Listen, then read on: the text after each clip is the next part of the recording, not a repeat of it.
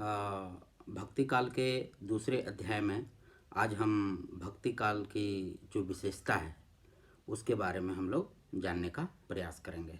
इससे पहले हमने भक्ति काल के पहली क्लास में हमने सबसे पहले तो ये जाना था कि भक्ति काल का उदय कैसे हुआ, उसके बारे में विविध विद्वानों के क्या मत रहे हैं। जैसे गिरियर्सन उसको भक्ति काल को ईसाइयत की देन मानते हैं। इतिहासकार ताराचंद ने क्या कहा है, हजारी प्रसाद द्विवेदी ने कहा है कि भक्ति आंदोलन जो है भारतीय चिंताधारा का ही स्वाभाविक विकास है, या फिर आचार्य रामचंद्र शुक्ल उसे इस्लाम के आक्रमण से जोड़ते हैं। तो भक्ति आंदोलन के उदय के बारे में हमने विविध विद्वानों के पहले मत को जानने का प्रयास किया। उसके बाद विविध विद्वानों ने भक्ति आंदोलन के बारे में क्या क्या कहा है, जैसे मुक्तिबोध ने क्या कहा, उनकी क्या मान्यता रही है, या फिर रामविलास शर्मा की क्या मान्यता रही है, या फिर प्रोफेसर मैनेजर पांडे आदि ने क्या कहा है। तो पहले तो हमने ये जानने का प्रयास किया। उसके बाद हमने भक्ति काल को कितनी धाराओं में बांटा गया है उसके बारे में हमने जानने का प्रयास किया कि भक्ति काल जो है सगुण और निर्गुण और सगुण में पहले उसे बांटा गया है, और कायदे से कालक्रम से जो है भक्ति काल की शुरुआत जो है निर्गुण काव्यधारा से होती है। फिर निर्गुण को जो है ज्ञानाश्रयी और प्रेम मार्गी में बांटा गया है। ज्ञानाश्रयी मतलब ज्ञान पर अधिक बल देते हैं लेकिन वो प्रेम की उपेक्षा नहीं करते हैं। उसी तरीके से प्रेम मार्गी या फिर जो सूफी प्रेमाख्यानक जो काव्यधारा है तो वहाँ प्रेम को ज़्यादा प्रधानता दी गई है, लेकिन वहाँ ज्ञान की उपेक्षा नहीं है। तो इसी तरह फिर सगुन में राम भक्ति धारा और कृष्ण भक्ति धारा है। राम भक्ति धारा जो राम की उपासना करते हैं और कृष्ण भक्ति धारा जो कृष्ण की उपासना करते हैं। फिर सगुन और निर्गुण में जो अंतर है वो किन चीज़ों को लेकर अंतर है, और मुख्य अंतर जो लीला और अवतारवाद की अवधारणाओं को लेकर है उस पर हमने बात की थी। उसके बाद हमने अष्टछाप के कवियों के बारे में जानने का प्रयास किया था। कृष्ण भक्त कवि कौन है, फिर सभी कवियों के बारे में कि कौन किस किस धारा के कवि हैं उसके बारे में हमने जानने का प्रयास किया था। आज हम अपनी दूसरी ऑनलाइन कक्षा में, भक्ति काल की दूसरी ऑनलाइन कक्षा में हम लोग भक्ति काल की जो सामान्य विशेषता है उसको हम लोग जानने का प्रयास करेंगे कि भक्ति आंदोलन में सामान्य जो विशेषता है उसकी वो क्या है। तो भक्ति आंदोलन पर विचार करते हुए आचार्य हजारी प्रसाद द्विवेदी बहुत सारी विशेषताओं का उन्होंने उल्लेख किया है, जिसमें से मुख्य बातें हैं। जैसे पहला है कि प्रेम ही परम पुरुषार्थ है, मोक्ष नहीं। दूसरा, भगवान के प्रति प्रेम कौलीन्य से बड़ी चीज़ है। तीसरा, भक्त भगवान से भी बड़ा है। भक्त के बिना शास्त्र ज्ञान और पांडित्य व्यर्थ है। और पांचवा, नाम रूप से भी बढ़कर है। भक्ति साहित्य की इन विशेषताओं पर विचार करने से यह ध्यातव्य है कि भक्ति के मार्ग में जाति पाति, शास्त्र ज्ञान, आचार विचार का कोई महत्व नहीं था। ईश्वर के प्रति उत्कट प्रेम और उसके नाम का स्मरण ही सबसे महत्वपूर्ण तत्व है जो भक्ति काव्य के आधार बने। सगुण निर्गुण तथा राम और कृष्ण की लीला का गान आदि इसी के अंतर्गत आते हैं। भक्ति साहित्य की कुछ सामान्य बातें जो संपूर्ण भक्ति साहित्य पर लागू की जा सकती हैं, जिसको हम लोग विशेषता के रूप में जानने का प्रयास करते हैं। पहला जो भक्ति साहित्य की विशेषता है वो है ईश्वर के प्रति अनन्य प्रेम या ईश्वर के प्रति उत्कट प्रेम। ईश्वर के प्रति तीव्र प्रेम का अनुभव करना ही भक्त की पहचान है। भक्त कवियों के यहाँ इस विशेषता को समान रूप से हम पा सकते हैं, चाहे वे निर्गुण हो या सगुण हो, चाहे वे राम की उपासना करते हों या कृष्ण की उपासना करते हों।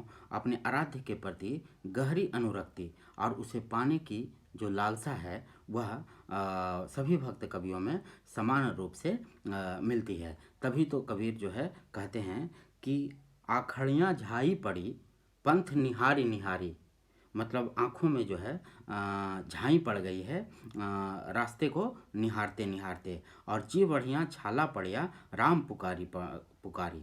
मतलब राम का नाम का उन्होंने इतना बार स्मरण किया है, इतना बार मतलब उन्होंने राम के नाम को जपा है कि उनके जीभ पर छाले पड़ गए हैं। लेकिन उनका जो प्रेम है राम के प्रति, वो इतना अनन्य प्रेम है कि इन चीज़ों का उन्हें मतलब स्मरण करते हुए या राम के नाम को पुकारते हुए वे इन चीज़ों का उनके पास ख्याल नहीं रहता। इसी तरह जायसी के पद्मावत में भी प्रेम तत्व को ही निरूपित किया गया है। मीरा स्वयं प्रेम दीवानी अपने आप को कहती हैं। सूर और तुलसी का जो संपूर्ण साहित्य है वह भी ईश्वर के प्रति उत्कट प्रेम का ही परिणाम है। जैसे तुलसीदास कहते हैं कि एक भरोसो एक बल एक आस विश्वास, एक राम घनश्याम हित चातक तुलसी दास। दूसरा ये कि हमारे यहाँ जैसे उन्होंने रैदास ने लिखा है, प्रभु जी तुम चंदन हम पानी। तो मतलब ये है कि वे बार बार ये कहते हैं कि मतलब ये कैसा प्रेम है कि मतलब कि मैं आपको नहीं देख पा रहा हूँ और आप देख पा रहे हो। तो मतलब एक तरीके से वो मतलब ईश्वर के प्रति मतलब उनका एक अनुराग है। प्रभु जी तुम चंदन हम पानी जो उनकी कविता है, तो इस तरीके से हम कह सकते हैं कि ईश्वर के प्रति जो अनन्य प्रेम है वो भक्ति साहित्य के लगभग सभी कवियों में समान रूप से दिखता है। जैसे मीरा जो है मतलब वो राजबंधन को राज प्रसाद को, राजमहलों को छोड़ करके साधु संतों के बीच में आती है और कृष्ण के प्रति जो है अनन्य अनुराग दिखाते हुए अपने लोकलाज को त्याग कर वो मतलब गाती हैं, कृष्ण का जो है जाप करती हैं वो एक तरीके से।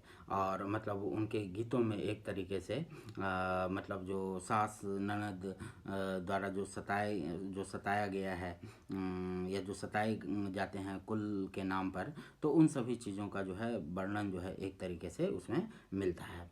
दूसरा भक्ति साहित्य की जो विशेषता है वो है गुरु महिमा। ईश्वर के प्रति उत्कट प्रेम जो है भक्ति काल की केंद्रीय विशेषता है, लेकिन भक्त कवियों ने ईश्वर से भी बड़ा उस गुरु को माना है जिसने ईश्वर के साक्षात रूप से उनका परिचय कराया है। इसलिए कबीर गुरु को गोविंद से बड़ा मानते हैं। तभी वे कहते हैं कि गुरु गोविंद दो खड़े काके लागे पाँव, बलिहारी बा गुरु कि जिन गोविंद दिया दिखाए। मतलब ऐसा गुरु जो मतलब भक्त को रास्ता दिखाने का काम करता है, सही मार्ग पर ले जाता है या ऐसे मार्ग पर ले जाता है जहाँ मतलब ईश्वर के दर्शन हो सके। तो गुरु जो है गुरु को ज़्यादा महान बताया गया है, क्योंकि गुरु ही जो है मतलब उस ईश्वर को प्राप्त करने का या ईश्वर को जानने का एक तरीके से वो माध्यम है। दूसरा, जायसी के पद्मावत में जो सुग्गा है, हीरामन तोता जिसे कहते हैं, वो रतन सेन को पद्मावती के रूप सौंदर्य से परिचित कराने का काम करता है। रतन सेन जो है एक तरीके से आत्मा का प्रतीक है, पद्मावती जो है परमात्मा का प्रतीक है, और सुग्गा हीरामन तोता जो है वो गुरु का प्रतीक है। तुलसीदास जी ने भी मानस के प्रारंभ में गुरु की वंदना करते हुए कहा है कि वंदो गुरुपद कुंज कृपा सिंधु नर रूप हरि। कहने का तात्पर्य यह है कि प्रायः सभी भक्त कवियों के यहाँ गुरु के महत्व को स्वीकार किया गया है। तीसरा जो भक्ति काव्य की जो सामान्य विशेषता है वो है समानता का भाव।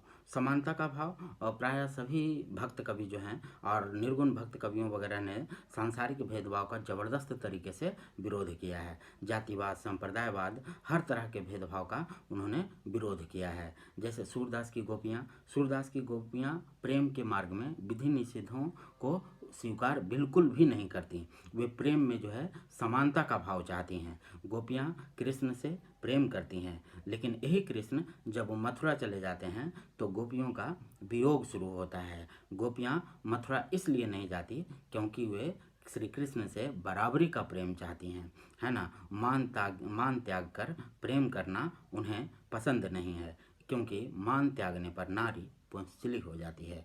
कबीर आदि निर्गुण कवियों के यहाँ भी जातिवाद, संप्रदायवाद आदि का दृढ़तापूर्वक विरोध देखने को मिलता है। भक्ति काव्य की सामान्य विशेषता जो है, अगली जो विशेषता है वो लोक जीवन या लोक संस्कृति से जो संपृक्ति है, जो जुड़ाव है, उस पर है। तो भक्ति कवि जो है वो किसी राजा के दरबारी कवि नहीं है, और भक्त कवियों ने तो राजाओं के मुंह पर यह बोलने की हिम्मत दिखाई है कि संतन को सिकरी सो का काम, आवत जात पन्हैया टूटी, बिसरी गयो हरि नाम। उसी तरह तुलसीदास भी कहते हैं, को नृप होहि हमें कहानी। तो भक्त कवियों ने राम को ही अपना राजा समझा है और सामान्य जनता के बीच ही अपनी कविता को लेकर जाते हैं। इस तरह उनकी कविता में जो है लोक जीवन का समावेश हुआ है। कृष्ण भक्त कवियों के यहाँ आप देखेंगे कि, या फिर सूरदास के यहाँ हम ये देखते हैं कि जो सूरदास की जो गोपियाँ हैं वो दूध दूहती हैं, दही जमाती हैं और उन्हें बेचने के लिए बाजार जाती हैं।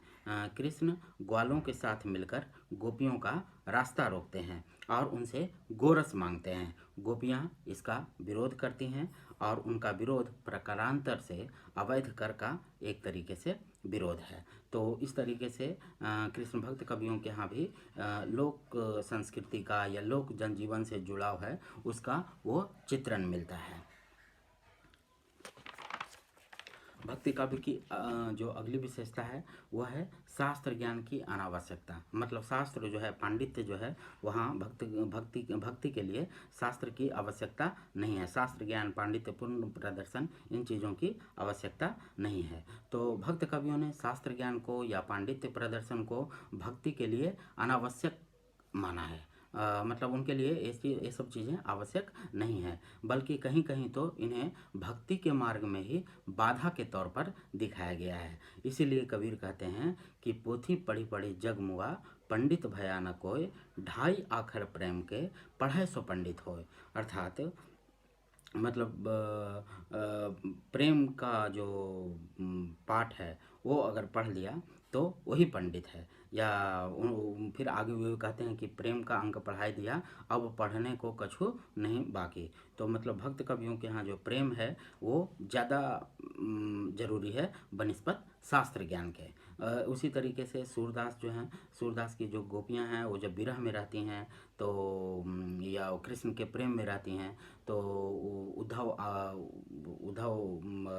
गोकुल आते हैं और सूरदास की गोपियों को जो है शास्त्र ज्ञान का, उनके शास्त्र ज्ञान का मजाक उड़ाती हैं और वे कहती हैं उद्धव को कि आयो घोष बड़ो व्यापारी, लादी खेप गुण ज्ञान जोग की, ब्रज में आई उतारी। मतलब ये कि मतलब वो जोग का पाठ पढ़ाने के लिए प्रेम का मार्ग छोड़ करके वे उद्धव चाहते हैं कि गोपियाँ जो है वो योग को अपना लें। तो गोपियाँ जो है किस तरीके से उनसे बातचीत होती है, वार्तालाप होता है और उनका जो है एक तरीके से वाग विदग्धता उनकी बातों में, गोपियों की बात में कैसे है, तो इन सब चीज़ों को दिखाया गया है। तो एक तरीके से मतलब वही है कि ज्ञान की आवश्यकता, शास्त्र के ज्ञान की आवश्यकता वहाँ नहीं है, प्रेम से बढ़ करके कुछ नहीं है, ये संदेश वो देने का काम करती हैं। और तुलसीदास ने भी इन चीज़ों को बार बार दोहराया है कि शास्त्र ज्ञान की अपेक्षा ईश्वर की कृपा जो है वो अधिक महत्वपूर्ण है। उसी की कृपा से अज्ञानी और पापी भी भवसागर पार हो जाते हैं। तो इस प्रकार हमने आज भक्ति काल की सामान्य विशेषताओं पर बात की। अगली क्लास में हम लोग हिंदी साहित्य के तृतीय कालखंड या मतलब जो पूर्व मध्यकाल को हमने प्रवृत्ति की दृष्टि से भक्ति काल कहा है और कालक्रम की दृष्टि से उत्तर मध्यकाल को फिर प्रवृत्ति की दृष्टि से रीतिकाल कहा है। तो अगली क्लास में हम लोग रीतिकाल की चर्चा करेंगे। धन्यवाद।